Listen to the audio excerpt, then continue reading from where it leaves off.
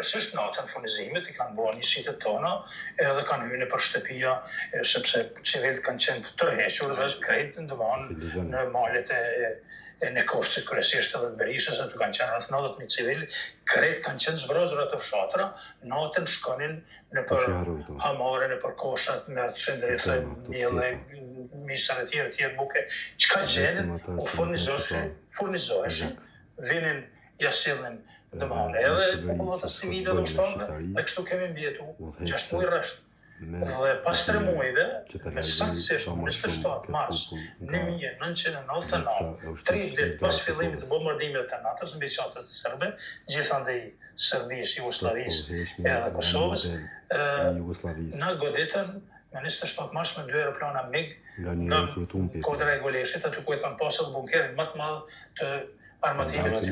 më të fuqishëm që kanë pas ndonjëherë.